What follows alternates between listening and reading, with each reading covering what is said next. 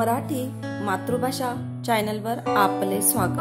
आज आपण मराठी बालभारती इयत्ता 3 मधील पाठ क्रमांक 2 वासाची किंमत हा पाठ अभ्यासणार आहोत। वासाची किंमत।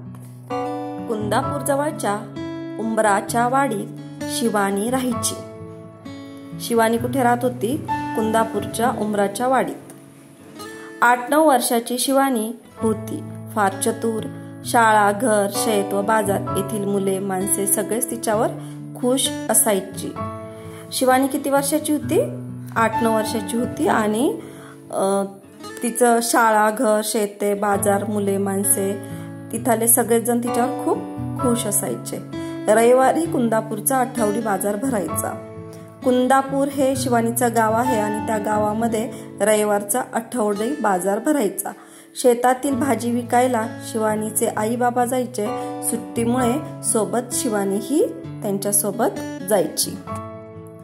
शिवानी आई बाबांना हिशोबात मदत करायची आणि अधूनमधून बाजारात चक्कर मारायची।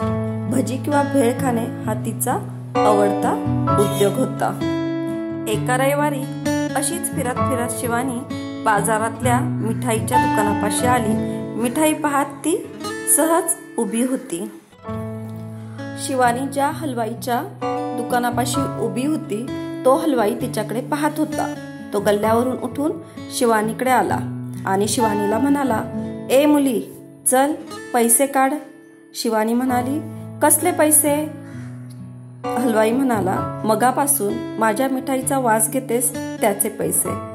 त्यावर शिवानी म्हणाली, "अहो पण मिठाईचा वास तर येणारच ना, म्हणून काय वासाचे पैसे द्यायचे?" पैसे दिलेच पाहिजे म्हणून हलवाई ओरडू लागला। हळूहळू बघ्यांची गर्दी जमली।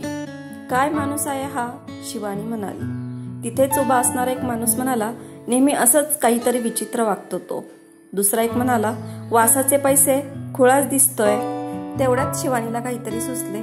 ती म्हणाली, "ठीक आहे, थांबा, मी पैसे घेऊन येते." असे म्हणून ती गर्दीतून वाट काढत आईबाबांकडे निघाली।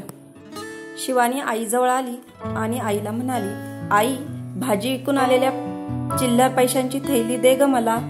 आई म्हणाली, "का ग, काय झालं? कशाला पाहिजे?"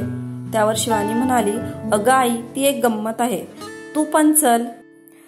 चिल्लर पैशांची पिशवी घेऊन दोघी निघाल्या। मिठाईच्या दुकानापाशी गर्दी तशीच होती। त्यातून वाट काढत त्या दोघी हलवाईपाशी आल्या। हातातली चिल्लरची पिशवी शिवानीने वाजवली। एकदा, दोनदा, तीनदा खुळखुळ आवाज झाला। गर्दीतले लोक शांत होऊन ऐकत होते। पिशवीतील नाण्यांचा खुळखुळ असा आवाज केल्यानंतर शिवानी हलवाईवाल्याला म्हणाली, "मिळाले पैसे?" हलवाई म्हणाला, "कसले पैसे? कुठे पैसे?" शिवानी म्हणाली, "अहो, तुमच्याकडून मी काय घेतलं? मिठाईचा वास, मग त्याची किंमत काय असणार? पैशांचा आवाज. बरोबर की नाही?" "बरोबर," गर्दीतले लोक म्हणाले। आता हलवायाचा चेहरा बघण्यासारखा झाला होता। शिवानी मात्र ऐटीत पैशांची पिशवी घेऊन आईसोबत निघून गेली। मित्रांनो, ह्या गोष्टीवरून आपण काय शिकलो? नेहमी शक्तीपेक्षा युक्ती श्रेष्ठ असते। तुम्हाला हा धडा समजला असेल तर व्हिडिओला लाईक करा। धन्यवाद।